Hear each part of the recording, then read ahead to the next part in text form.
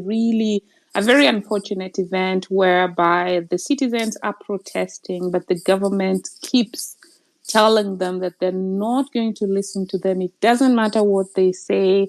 They have public participation on impeachment of the deputy, but they don't have a public participation on other matters that really, involve the needs of the citizens. So this is a very unfortunate scenario that's going on.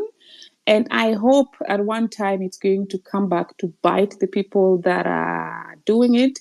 But unfortunately, we have to be more vigilant because the other time in South Africa, we had the Guptas who are really also allegedly involved in the state capture. And then we had the Kenyan Patni who moved to Zimbabwe, and there was all of a sudden really exposed by Al Jazeera to be at the front line of the gold smuggling or activities that were going on in Zimbabwe, basically just, looting the country. It's a rich country that's currently going down because of corruption. And at that point, in the interview that was aired by Al Jazeera, Patni actually openly, disclosed how he helped Moi do some of this. There's things that probably some of the people in Kenya never knew how they happened, but he believed that he's talking to a friend and trying to just, disclose how he works. So a state capture is not something to be taken lightly. We have to keep fighting. We have to really try to find a solution, because by the end of the day, if we don't, we are going to end up with very terrible situations like one that just transpired today. We had the Kenyan embassy in Thailand sending out a letter that reads like a horror movie of Kenyans going into Thailand and being taken to Burma and enslaved there. They're running away from their countries and their country, and they're going to be, handed into modern slavery because of the state of failure. The country is actually failing. So we really need to be vigilant. And you might think it's not happening to you, it doesn't involve you, but it really will involve you at some point. And for those who remember the story about the hornbill, where the hornbill kept making noise in the forest and the other animals said, well, the hornbill's noise or pain is not our pain. And then the hornbill was actually eaten up. And then by the end of the day, all these animals who were very quiet ended up being victims of the other animal that was preying on them. So by the end of the day, it really remains our problem, and we have to be vigilant all the time. African Lady Justice, then six in that order. Yes, thank you so much. I've been patiently waiting for a long time, and it's been great. It's been great to hear from all the speakers. So thank you so much for hosting this space on this beautiful Saturday morning and for all the engagement we have had here. I just wanted to highlight three factors as we talk about the state of the nation. Yes, it's true. We cannot look at this as a step-by-step approach whereby we say, oh, first we do this, the next we do that. I think it's going to take multiple operating teams, maybe with the steering committee, that can really help to channel what we are trying to do as a group. Secondly, there was a conversation about how to engage diaspora. I am a diaspora and I've been in the United States for 20 years now, and I lived in Kenya for more than 20 years. So, 2 decades of experiences in Africa and in the United States, and there's a lot that I have to share along with the people that I know who really care about Kenya. They want to work here and they want to retire in Kenya, but they not at the rate we are going, right? And I recently visited Kenya for 3 months, and I know we have the potential, we have the opportunity, we have the human capital. We just need to be able to put ourselves together. There's a story I usually like to talk about. This person went to visit an elephant farm. And he noticed that there was this big elephant tied with a rope on the leg to a little tree stump. And he was wondering, well, why is this elephant just stuck here, tied on the tree stump? And, doesn't the elephant know it can break off and just, it can break this tree stump and take off? So the elephant went to ask the owner, oh, what's going on with, no, the person went to ask the owner, what's going on with this elephant? And the owner said, when this elephant was young, he was tied to the rope, he was tied to the tree stump. And so for all his life, he's always known if he tries to pull, there's something that's making him get stuck. And so even though the elephant has evolved, it's become a youth, it's become an adult, it still feels it doesn't have the empowerment to move away from the tree stump. And that's why it's still stuck there with the rope tied to the tree stump. So we as Kenyans right now, there's a time I really believed in the colonialism agenda and the script that I was given at school. I was taught that the white man came here to teach me how to read and write and how to pray to my God and how to cook, like how to do things differently. And then I was told that they gave me the powers to do that. And that's one of the reasons why I eventually moved out of Kenya to a first world country to figure out what exactly is happening here that we can't figure out in Kenya. And so for us, if we've been cultured and we've been conditioned to think that our answers need to come from someone else, whether it's the government, I hear a lot of people who post on Twitter and they say, oh, we should tell the international committee about this, or we should tag the WHO, or these three-letter agencies that I know are basically working very hard to ensure that certain countries like our country remain where they are, because it's a feeding mechanism to the capitalism that's going on here in the West. And so I do have the belief that these conversations that are happening here, the things that are happening on the streets, these are not in vain. The lives we've lost, the tears we've cried, the screams, the shouts, even the laughters and the spaces we've held for hours and hours, these are not in vain. And those examples that Dr. Muguna was providing, like the Bangladesh, the Iran, I have a particular one with El Salvador. He has a very good YouTube documentary on how he turned that country around. There's these things that are already happening that we can leverage. We can't leverage everything that they have done, but we can take parts of that and say, hey, here is some hope on how we can move forward. And lastly, I agree we don't have to get everyone in the same page. Someone's always going to see something in a different angle. You just got to get the majority, and we do need to work good on our organization. I'm sorry, I didn't want to take too much time, but that's all I wanted to share for today. Thank you. Thank you so much, African. So we're going to finish at the top of the hour, and so that we can give more people a chance to speak, let's go 3 minutes each, and let's concentrate on the way forward now, moving forward. Afro and Book 10, should you want to chime in at any time, just feel free. Lady Justice, 6, 3 minutes each, and the concentration, the focus is on the way forward. Thank you much for hosting the room and for the opportunity. I just want to reiterate what's Lady been Justice, I said in cannot the hear room. you. Oh, I'm actually speaking. Sorry. She's speaking. We can hear her. Okay, then let me know once she's done. Okay.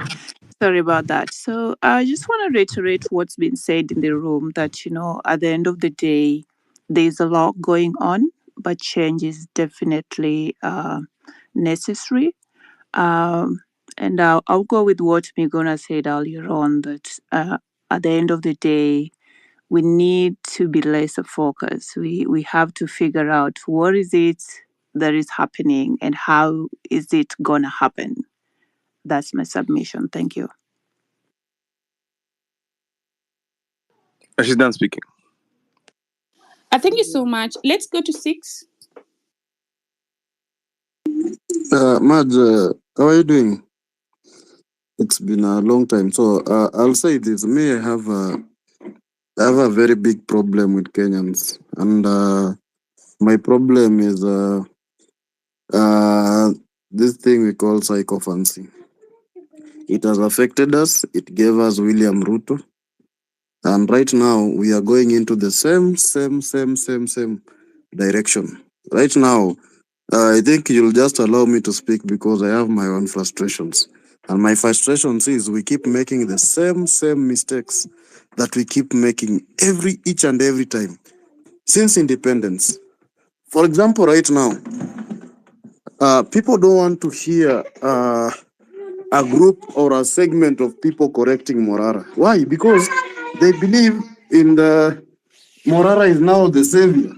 And we can't see the stupid little things that he's making. He might be on the right side, he might be on the wrong side, but are we telling him the truth? Hiki tunafanya ni mbaya, hii ni ujinga, hii ni upuzi.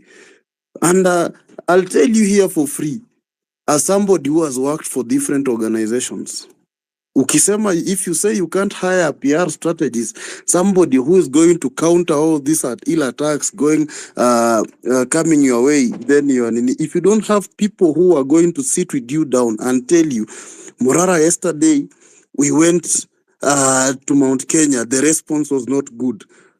Are we going to take the same strategy as we go to Bomet?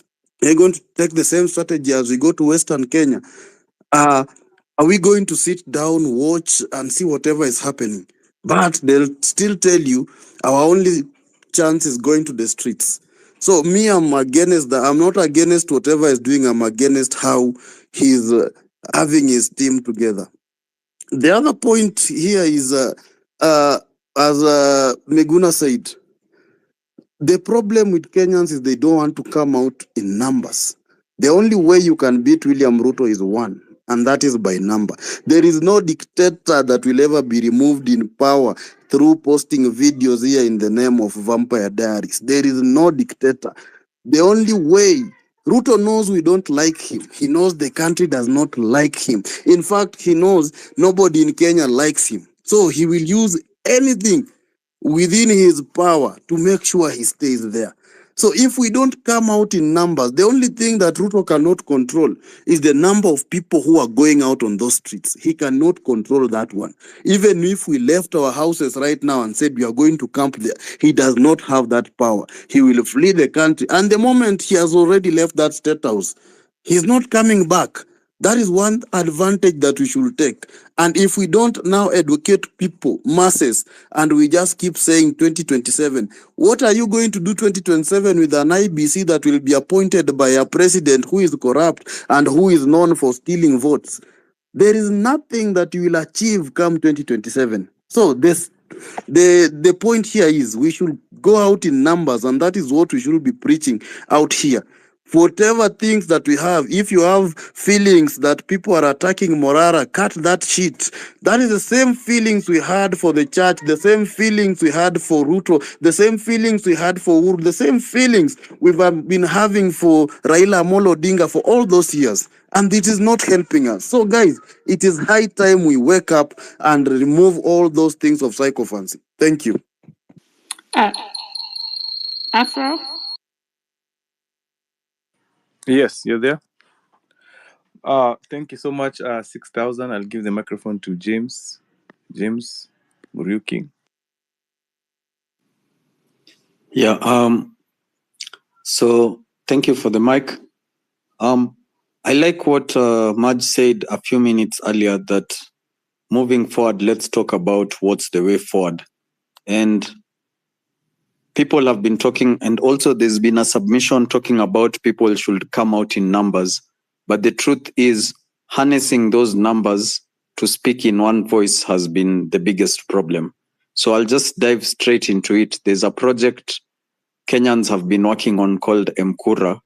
It's a blockchain-based voting system. Right now, it's functioning as a public participation portal.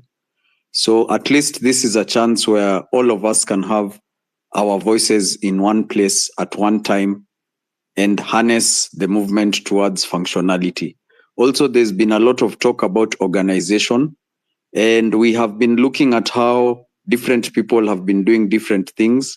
Someone just spoke about Morara and the whole issue of accountability, especially in how the funds are being used. So the same system that has been developed can function as a system of democracy, full democracy and transparency and accountability, in that it hosts a treasury where all the money on the treasury is held on smart contracts and no one has control, not even a leader, if I may say. So all the spending is visible to everyone and all the spending is after a vote. So I'd urge guys, instead of just talking and talking and talking and talking and saying how we need to plan and all those things, and we've been saying this for the last so many days since 25th, the song has been the same. Let's walk the talk and put some action on our words. So just check out the platform. And just to answer one main question, no one owns the platform. Every single user who gets onto the platform becomes an owner of the platform. So I think this is our shot at consolidating our voices and true democracy. And it can actually be our way out, because if we can harness around 10, 20 million Kenyans on the platform, then we have one voice and we can be able to achieve way more that way. Thanks, James. After now, I'd called you because I'd called your name minutes ago because I couldn't hear anyone through the main handle. That's why I logged in with the other one. But now I can hear. Back to you. Whom do we queue next? Whom did you queue next so that we can rush through 3 minutes each? And... Nelson.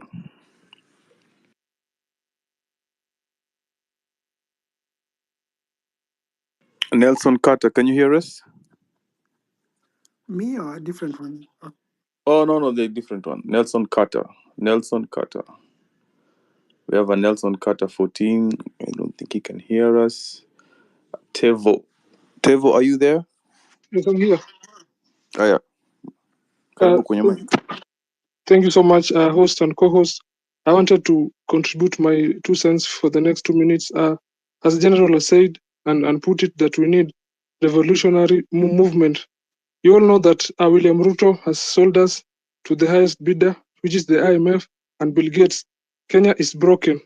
Actually, we cannot rely on the West or United States to help us right now. In 1888, the West named Kenya Imperial British Company, which was later given to Sir William Mackinnon by the Queen Victoria. So we actually, if we can't get Ibrahim Traore in Kenya, then we are going back 30 years ago, and we will be few because Bill Gates is alive in Kenya. Airport is going, food system is going. It has been sold. They will be controlling our foods, our seeds with the recent bills like the seed bill, price control bill, oil crops bill. The livestock are going and will be replaced by the synthetic meat from Bill Gates. Health system, as you all know, the sheep has been sold, and I don't want to talk about it much. Education system has been sold. Energy sector has been sold. So the system is broken. Yeah, can we guys much. concentrate on sorry to interrupt. Can we guys concentrate on the way forward? Because I know we are emphasizing on the things that really are going wrong, and we've done that. But let's just really now move on to continue with the way forward as we finalize. Back to you, Tevor. So as I finish, the way forward, the general has put it very clearly. We cannot rely on the IBC because the IBC will be the same skunks. So if we can't have Ibrahim Traore in Kenya, then we'll be fucked. Thank you so much. Thanks so much, Tevor. Guys, now it's a marathon because we have 30 minutes to finish. And remember, we're going to reserve the last 10 minutes for the closeout period. So let's even try. If you can do 2 minutes, that's going to be perfect. So we're going by Fundi and then Apollo.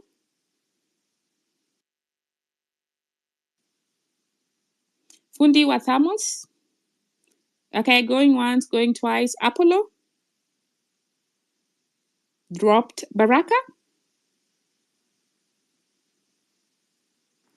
Yes. Good afternoon, good morning, good evening. Thank you for the opportunity. I would want to first start and saying thank you for the platform, Maj. I think I would encourage before I, 2 minutes that I take my time. Please allow a lot of people to also participate in this conversation because it's supposed to be a watu wanazungumza, right? People to talk. And I would like to say that I have been I've met Dr. Miguna in the States here before, and I think parts of the conversation, I think all this young lads that we're seeing today, the Moraras, the Casamoas, is like they need to take a book out of Dr. Miguna. I knew Dr. Miguna, and I'm not No, Dr. Miguna. I don't even. can I please just interrupt you because I don't want us to degenerate in individual discussions, and I understand your point, the point that you want to bring about.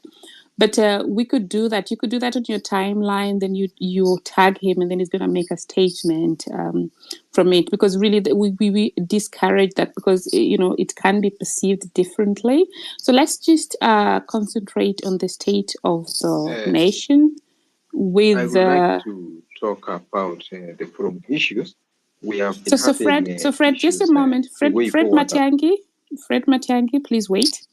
So Baraka, can you finalize, please?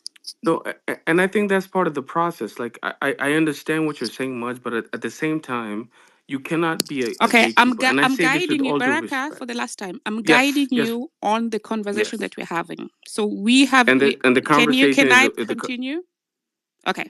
As I proceed. continue, we had assigned 2 hours, and now we are adding on another 1 hour out of our daily lives over the weekend, 3 hours. So what we want to do is to concentrate on solutions and the way forward and not discussing individuals. So I'm going to give you this opportunity to actually just finalize if you can take that cue, if that's fine with you, the guideline. Otherwise, we're going to move to the next person. Back to you, Baraka. Yep, back to me, and I think you appreciate that. And I think I'm a freedom. I'm a straight thinker, right? And based on exactly what you've said, I'm not going to do but exactly what you're saying. I think I just have 2 seconds to say what I'm going to say. Then that dropped from the speaker. Who was next? That was Apollo is gone. We have Fred Matiangi. You can go now. No, Fred Mukua. Thank you much. So our enemy is only one person, William Samoei Ruto. That's the only guy who is making us going behind. Ruto lied to Kenyans that he's going to perform without Raila Odinga. Now he's in bed with Raila Odinga. So we want to find a solution on how we can chase this wound out of power. This person is a thief, is a murderer. We know well that William Ruto is a liar. So we are angry. Most of young generation, not on more 99% of Kenyans, we are not happy. But we want to find good solutions that we want to overthrow this government. 2027 is far. Most of Kenyans, like me, I'm suffering.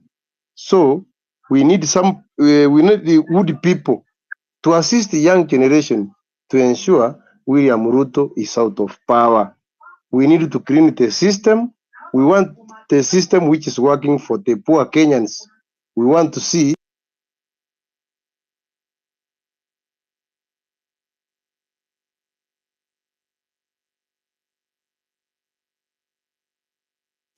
Africa, do you still hear him? No, I can't hear him. Okay, he dropped. Oh, okay. So Dictaria has just communicated that he wants to make his closing remarks, but don't feel discouraged. We're still going to give you some, we're still going to be on until the top of the hour to make sure that people speak because we still have like over 50 requests. But he's going to listen to part of the space, the recording that he hasn't listened to when he exits. And so if there are questions that are directed to him, he's going to answer them. So he's just tied up and really has donated another 30 minutes. Let's give him the chance to really do the closing remarks. And like Said, he's going to listening. Over to you, Dr. Thank you, Maj. So I have just one thing that I wanted to say. I know that we are discussing the way forward, and I know that we have discussed this thing before, and I know people think that it's a broken record. But I want to remind everyone, a revolutionary struggle, as I always say, is not a choir. It's not a church choir. It's not a wedding procession. It will not take one day. It will not take 2 weeks. It will not take 1 month. It's a process. It can take years. It has taken decades for the case of Kenya and the case of many other countries. Bangladesh just had their revolution. It doesn't mean that it was a one-day thing. No. Yes, they did it daily for 3 weeks and they succeeded. But they've been trying this for years, for decades. The Sri Lankans the same. One family dominated power for a very long time before they managed to break the cycle. So we cannot give up. And nobody should tell you that talking about the same thing every day is bad. We must talk about it every day. That is the only way we will reach the whole country enough numbers for us to be able to mobilize. Secondly, nobody should tell you don't use Twitter, don't use the or X, don't use the internet, don't use Facebook, don't use WhatsApp, don't use whatever. You have to meet people on the ground. No, we are not living in the 1960s. Remember that in the 1960s, they hardly had radios. They only used pamphlets because that's what they could use to be able to disseminate information. Now we have something more revolutionary than a radio, than a pamphlet. We have social media. It reaches you unfiltered directly, and you don't pay extra if you have a connection. All you need is a Wi-Fi or data. Let's use it robustly. They should not tell you, no, you can't organize using X. You can. That's what happened during the Arab Spring. That's what happened in Ukraine during when they had the Orange Revolution. That's what happened in Sri Lanka.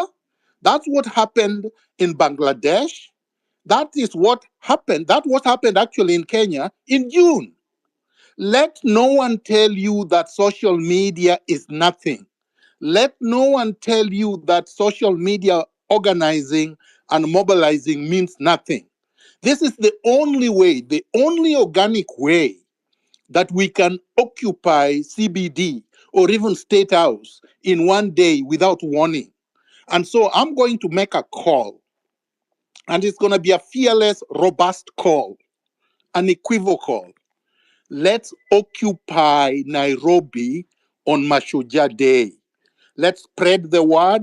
Let's repeat it. Let's make sure everybody hears it. Let's make sure those who are tired of Ruto come onto the street.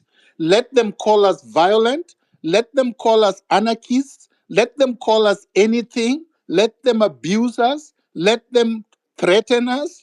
Let them try to intimidate. But let's just make one call.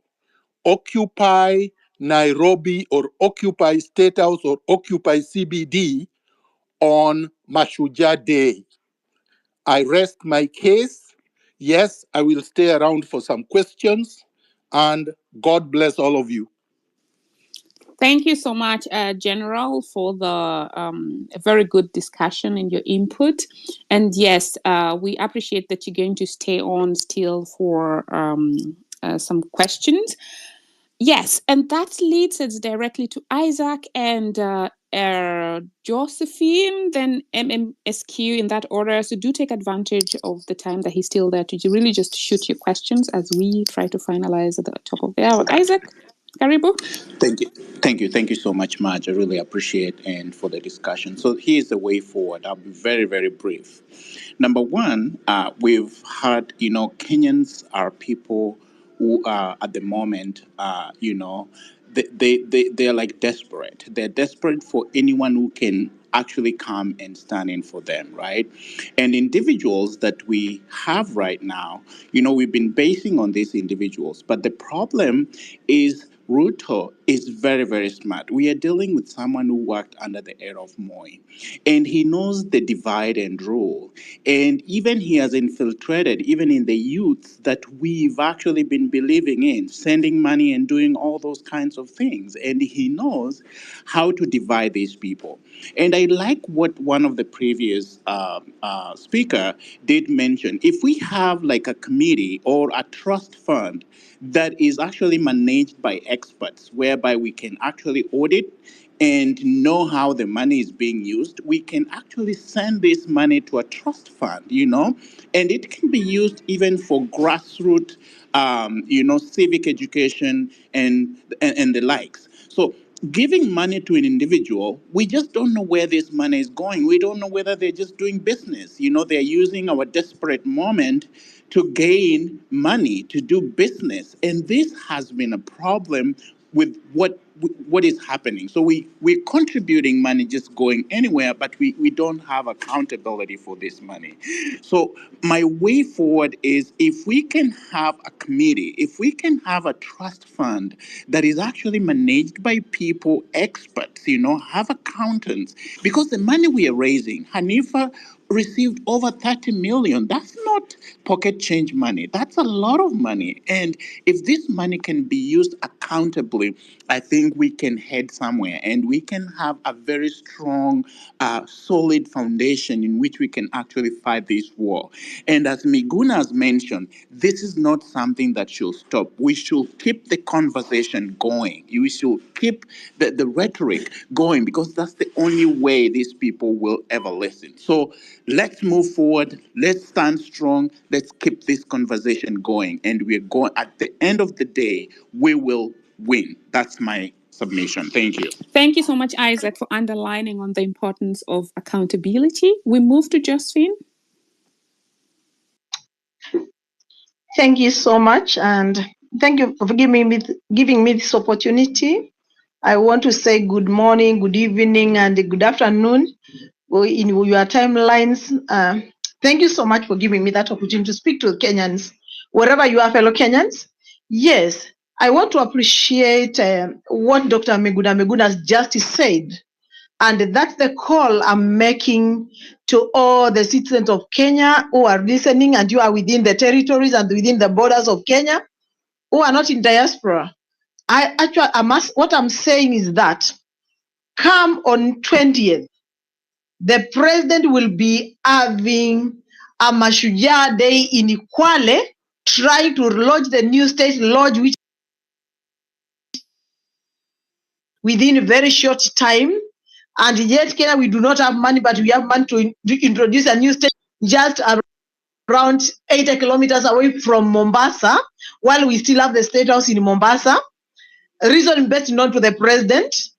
And for that reason, so that we can show the president that we are not for him, we need to have numbers in Uhuru Park, so that first and foremost, we can at least acknowledge and appreciate and also give commemoration to our heroes who were slaughtered by Ruto, and Ruto refused to take responsibility and to apologize to the people of Kenyans, to people of Kenya. So what I'm calling upon is that I'm calling upon on 20th, may all the roads be leading to Uhuru Park. We fill Uhuru Park, and from there, we can make a new decision from there. At the same time, at that particular point, we need also to be very keen on the things that we would want to, the message that we would want to pass that particular day. Remember, fellow Kenyans, that come May next year, without an IEBC in place, that means automatically we will not have an election come 2027. And those are the calculations Ruto is actually calculating to ensure that we don't have elections. So before we get to that, we need to push and make sure that before then, anytime soon, before the end of this year, we have an IEBC constituted, so that we can even start recalling the MPs that we have who have become our enemies together with Ruto. They have chosen to be our enemies.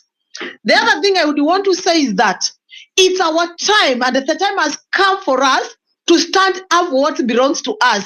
Yes, I'm just landing, and go for what belongs to us. Let's stop sugarcoating Ruto. Lying to him is smart.